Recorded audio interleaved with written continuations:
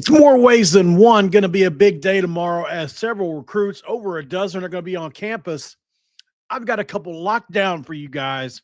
Let's break them down, including a quarterback that runs a 4.340 is blazing fast. You are Locked On West Virginia, your daily podcast on the West Virginia Mountaineers, part of the Locked On Podcast Network, your team every day. What is up, guys? Welcome back in. My name is Mountaineer Paul. I am your host. Welcome back into Locked On West Virginia. Thank you guys so much for joining in as we do another night episode. Little Paul After Dark action. There's nothing wrong with that. Nothing wrong with that. I had a lot to do today, so you know me, I'm obsessive about getting my 2 videos in a day. And at the end of the day, guys, if people want to know why we have the #1 channel right now, at least as far as YouTube goes for West Virginia, it's because we do this, right? We stay up late no matter what. Doesn't matter, man. You know, as long as you're putting that work in. This is my full-time job. I take it very seriously. Thank you guys so much for being here. So West Virginia, big day tomorrow. You know, we're going to talk about it. We got some final thoughts on the football game. I just can't get it out of my head, the possibilities. Miles Sadler went off today in a big Nike IBL game. We'll talk about that as well as he continues to show why West Virginia did a really good job choosing this kid, a 5-star recruit in basketball for West Virginia. Can't do much better than that. Prototypical Ross Hodge guy. So we're going to talk about that as well, his performance a little bit. But we start with the recruiting day tomorrow. As we all know, West Virginia, and Richrod has said multiple times now, we'll have at least a dozen players, potentially more, and I'm sure more, some secret recruits on campus tomorrow to see the festivities. Now, will they see West Virginia get smoked, or will they see West Virginia hang in there? I have no idea. It's a good question. I would just say that for me, I think West Virginia is one of those type schools that everything else is so good that the game, you don't necessarily have to win the game in order for these kids to come on campus, right? So let's get into 2 guys that I've got broken down for you. I could have done more, but these were just the 2 that I chose. And the first one is really exciting in a lot of ways. I've got a couple of clips to show you guys. This kid runs a 4.340 at the quarterback spot by the name of Brian Dillard, 6 feet, 160 pounds. He is a versatile athlete who excels in multiple roles on the field. He's quarterback, he's wide receiver, he's defensive back, he's got elite speed. He's been clocked at a 4.37 in the 40-yard dash, and that does allow him to outrun defenders and create big plays in both the passing and running elements of the quarterback game. Absolutely a dual threat quarterback, and he demonstrates a pretty strong arm too. He makes some quick decisions when he's out there, and he really shows the ability to extend plays with his mobility. His 2024 season at West Orange showcased that production: 1,300 passing yards with 13 touchdowns, almost 700 rushing yards and 11 touchdowns. He also had 206 receiving yards and a ton of defensive snaps with 4 pass breakups and a pick. So he transferred to First Academy in 2025 so that he could get more exposure in a Florida program that's pretty competitive. And I would say overall that's beginning to happen. His biggest asset, he's more of an athlete. His positional flexibility really makes him a Swiss Army knife. He reminds me of Cam Vaughn in a lot of ways, guys. He is a 3-star prospect in the class of 2027. As of right now, he's ranked 426 nationally. I would expect that to rise, guys. I'm going to show you guys some clips of him that I clipped of him doing his thing. This kid can absolutely fly. And, at the end of the day, guys, he's been winning awards at camps where other elite quarterbacks are. He's not rated as high, and he's winning the camps. And he's only a sophomore. They're 10-3 playoff team. He's mature. He's got room for growth. His completion percentage needs to get better. But I mean, overall, guys, if he adds bulk to his frame, he already has a bunch of offers from Power Four programs. He's got West Virginia, Pitt, Purdue, Wake Forest. So right now, West Virginia heavily favored to get this kid. And scouts do see him as a potential multi-year impact player with the high major program. So let's get to the tape on this kid, because I think that's where I'll win you over. Here's a quick clip of him at the receiver spot. And this may be where he plays at West Virginia. I'm not here to say. Check this clip out.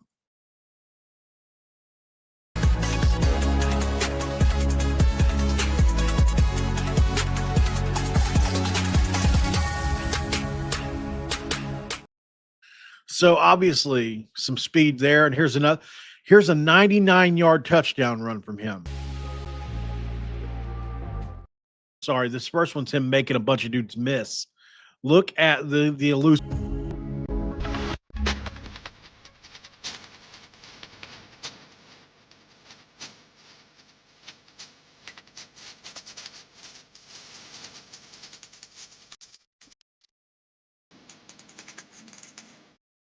So as you guys can see, this kid's got what Richrod would want to have at the quarterback spot. But you know what?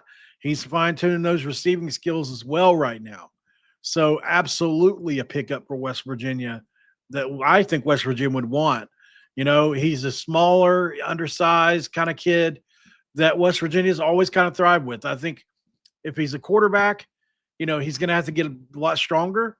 But if he's a receiver, Jock Sanders, Darius Raynaud, even Tavon Austin, similar type players. And man, can he run. So he'll be on campus tomorrow. He'll be a big one for West Virginia. I do think his recruiting score will continue to rise a bit, especially if he stays uncommitted. If he commits to West Virginia, it might cap him out. I'm not sure. Let's get to the hard edge meter. Athleticism is a 9.5. He's got elite speed and mobility, and he would thrive in West Virginia's up-tempo offense. We know that. Technique, 8.2. Man, he's got solid arm mechanics, honestly. He really does. Decision-making is good, but he needs to refine accuracy and footwork for sure. Production is an 8.7.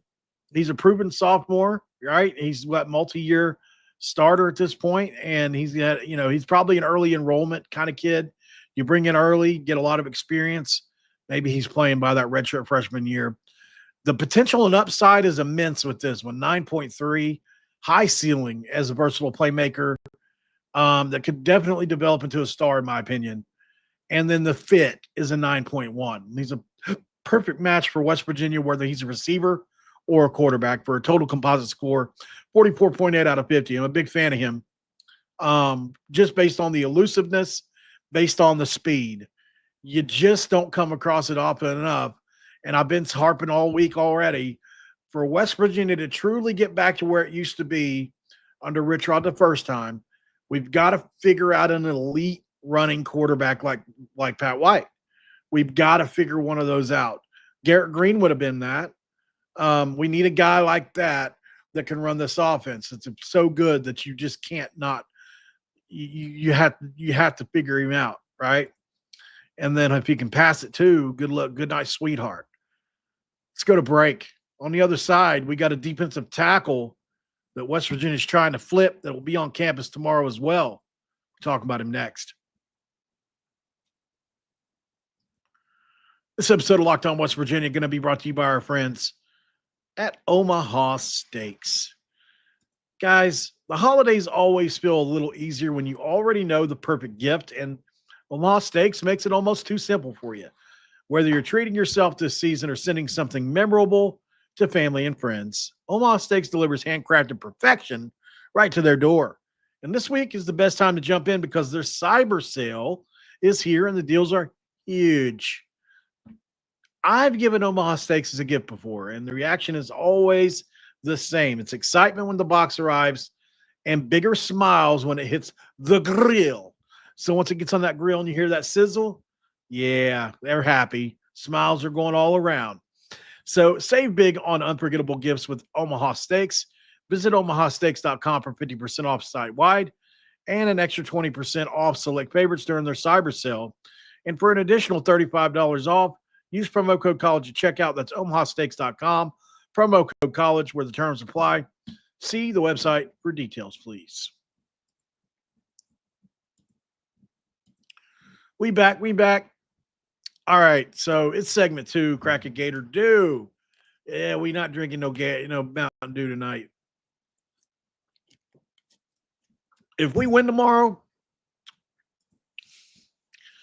I might open a beer and not drink it. All right, West Virginia also will have, as confirmed from Keenan Cummings, 3-star defensive tackle Yender Mack, who has 17 Division I offers, 6'3", 295 pounds, defensive lineman. This dude is a monster, y'all. You got to check him out when you get time. I really like this kid.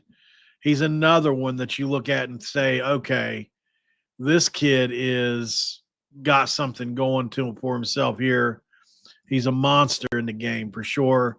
If you want to see a picture of him, I'll give you one really quick just to kind of give you an idea at the type of monster he is, because he's just a big guy, man. He's one of those guys that's like he looks like he could play early to me. And so here you see him here, 6'3", 295, just a solidly built, massive human being that can play defensive line. Absolutely. Now, he's only committed to Coastal right now. So this looks like, for me, it's just my opinion, he's moved up from UMass to Coastal. Now Michigan State's offering him. This is how it happens.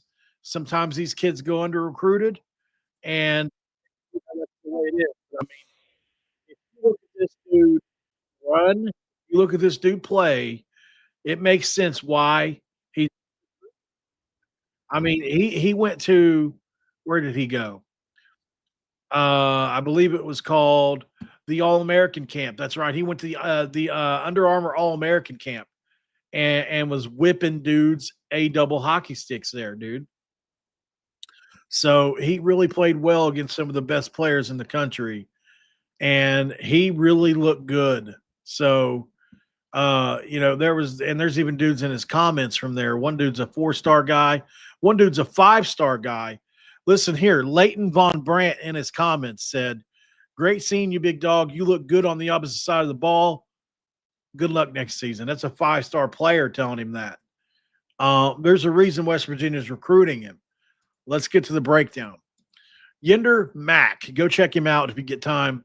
He's prototypical size and power to the defensive line. He's got a frame that anchors up against the run and disrupts it with ease. This dude absolutely crushes guards and tackles for breakfast. He's the 3-time first team all-conference performer at Susquehanna Township, where he's really his best, in my opinion anyway, one of his best things that he does is he shows really good leverage and hand usage to just shed blocks. He really comes off blocks well. He's got quickness for a guy his size off the snap, and he has raw strength to collapse offensive lines. His weight is above average for a defensive line prospect, but that gives him an edge in bull rushes and gap control, in my opinion. And he really, if you really want to talk about something crazy, he's a really good offensive lineman too. He is. There are evaluations out there that say he could play college O-line if you want to put the time in. So that adds to his value. Is this another one of those guys that Richrod's been talking about in the last few weeks that could play both ways? I don't know. But he's got recent Power 4 offers coming in like hotcakes. So, he's a 3-star defensive lineman in the class. He's ranked 2,432nd nationally. So, number 68 in Pennsylvania. But he has come on strong over the last month. Analysts praise his disruptive motor on the interior. He's got good size. He's 98th, 99th percentile in height and weight. And the ability to develop into a rotational force at the college level is there for him, in my opinion. And I think that's why he committed to Coastal, because he's, probably just figured, you know what, I'll end up moving my way up anyways. But he grew after Coastal. He got 15 more offers, like Michigan State, West Virginia, coming in late with offers. So he is a defensive lineman on the rise, right? On the hard-edged meter. Athleticism is about a 7.8. For his size, he's got really solid quickness, guys. He doesn't have elite explosiveness, but he is quick, and he is powerful. Technique is a 7.5. If you look at his hand fighting, really good. His leverage is good, not elite. I think he does need to polish his pass rushing skills up, especially if you're talking about Big 12 level. Production is pretty good. He's been an all-conference player 3 years in a row. That's high school dominance, in my opinion. And so could he play early in a career somewhere? I don't know. The potential is there for some serious upside, especially the fact that he can play both ways, possibly. 8.2. He's got a really strong frame.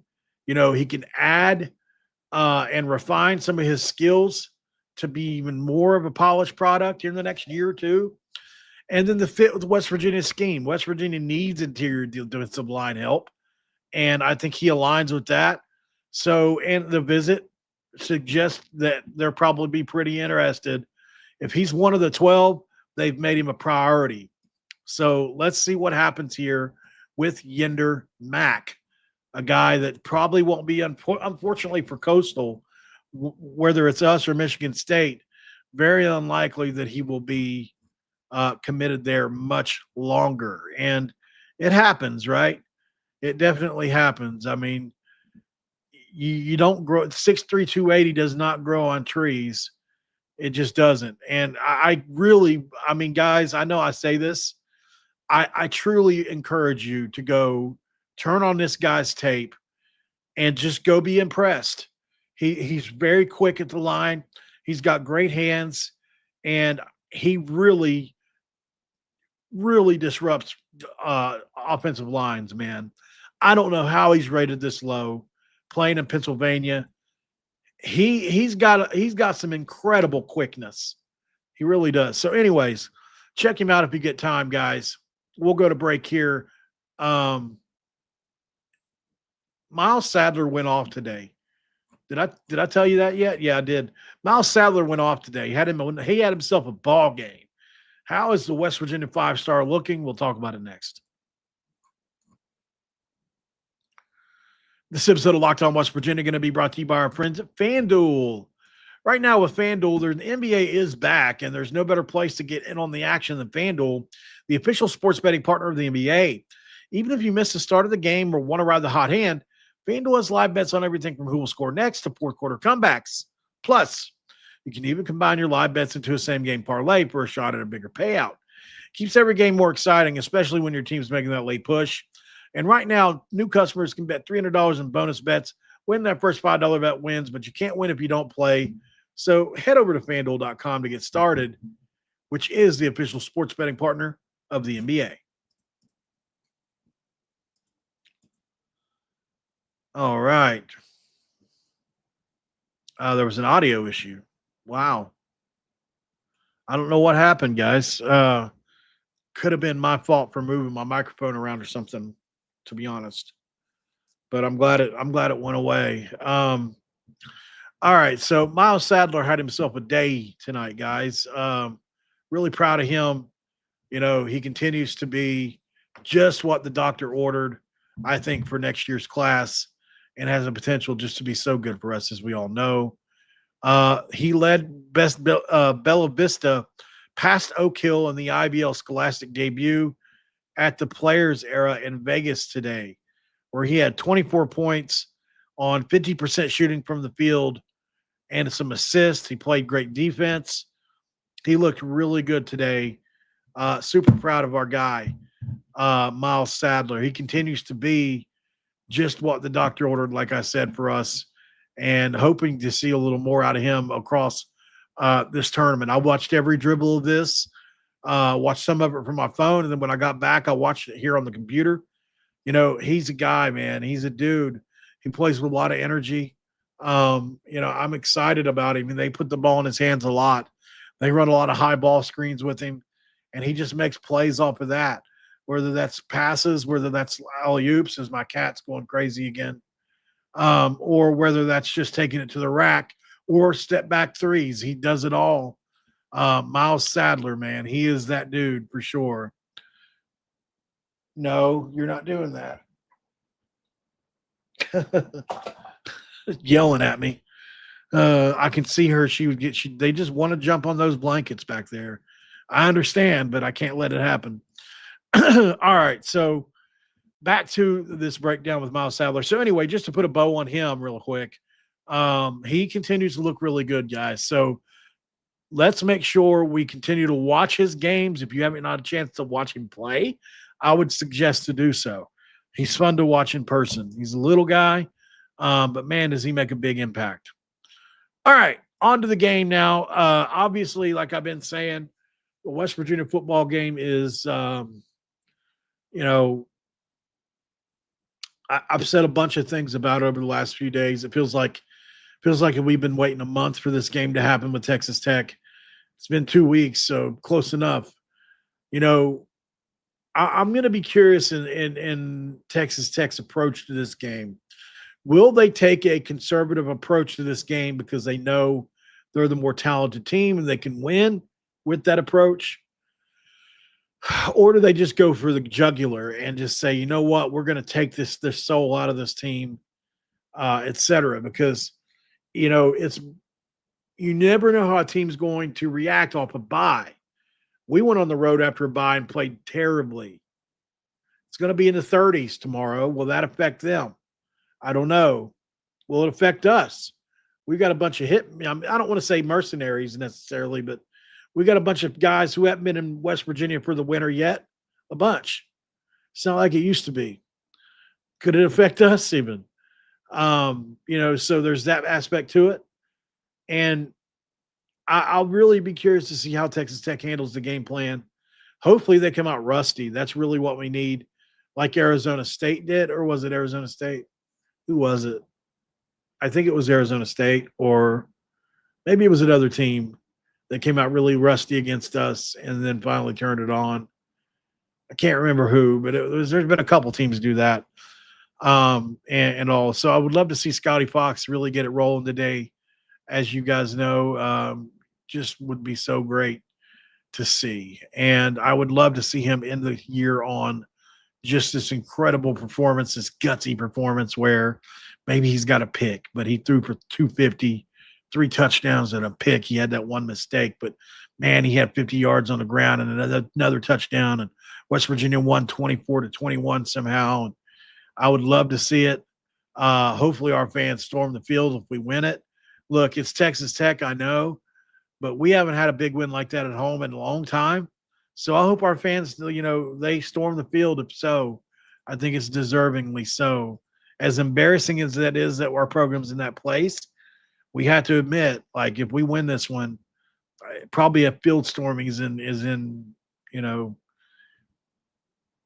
it's probably in order. So we'll see what happens.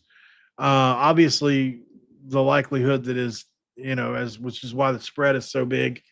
Texas Tech by 20 plus points, 25 plus points, potentially even more, like BYU or Utah, how those games got out of hand.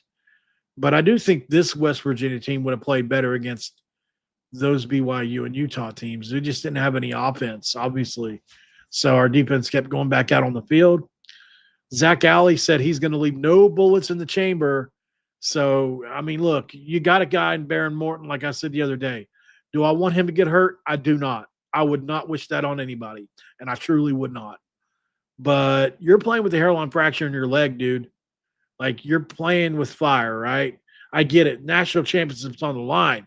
You got to. I get it. But at the same time, if I'm Zach Alley, I'm telling everybody, if you get close enough, get a hit in. Get a hit on him. Make him feel it. Don't go for the legs, nothing dirty. But, hit him above the waist, make him feel it, knock him off balance. If you knock him down and he falls on it, that's football, but definitely don't try to intentionally hurt it. But don't treat him any different, that's for sure. And then we'll see what happens, man. You can rattle their quarterback, you can rattle the team. That's for sure. The quarterback and the center are the only two guys that touch the ball on every play. So let's see if we can rattle that guy. It's kind of a full circle moment considering his first snaps were against West Virginia. And hopefully, he stays in the game because we know the backup curse exists with Texas Tech and Jet Duffy, and he beat us 2 years in a row. Then Henry Colombi beat us as a backup for them. I mean, it's just been one thing after the other. By the way, Henry Colombi reposted a video I did on Texas Tech. I saw that was kind of crazy. It's always weird whenever the players repost it from the other team. That's happened to me a couple times now. So Raleek Brown reposted something I did before Arizona State. A couple of the BYU guys did. So it's a weird feeling. All right, y'all. I'm tired. I'm not gonna lie. I've been up all day. I got up early. I had a lot to do today. Still didn't get my hair cut again. I keep putting it off. My hair's the longest it's been. I look like a caveman when I take my hair off. My hair is the longest it's been in probably a couple years. So I need to figure that out because it's driving me buck wild for real. But I think let's have fun tomorrow. It's our last football game of the year. And you guys know we wait all year long for this.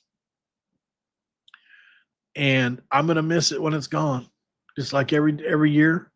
I really look forward to the portal now, almost like its own season. I'm kind of sad that it's good for West Virginia that only one portal window is open, but it's bad for content creator me. I kind of wish there was another one, but we have it's about to get crazy here after tomorrow, guys. You guys realize after tomorrow we're going to see immediate portal entries. It's going to be crazy. I need to prepare you guys. Like, I'm going to be doing a lot of videos, and I'm talking about if it moves, if it breathes, if it spits, I'm going to be doing a video on it. I am not going to hold back this coming go around. Like 3, 4, 5, maybe 6 videos a day. I don't care. Like, I will go to the ends. I'm going to obsess over this offseason like no other offseason ever. And I want you to be there with me for it. Like, come obsess with me. Let's obsess. And I get it. Sometimes I may be too overzealous and not have the most biased takes, but is that why you come here? Because if you come in here for biased, neutral takes, you're in the wrong place. People get onto me for it, but I am the biggest West Virginia fan that I know. I said that for a decade. And then I met you guys. So you guys show up here with me every day. There's always, anywhere from 75 to 100 in here, 100 of us in here at any given time. And when Richrod got hired, there was 7,000 of us in here, which was that was hard to believe. So yeah, we got a vast network of fans out there that would love the Mountaineers, but there's only a few of us sickos, right? Come be a sicko here at Locked On West Virginia. All right, y'all. I'm going to jump out and get some rest for the game tomorrow so I can talk about it. And pray to God we just somehow, some way pull this thing off. I would do anything for this win because I just think it would be so big for our program. Talk to you guys later. Don't forget to cue those country roads.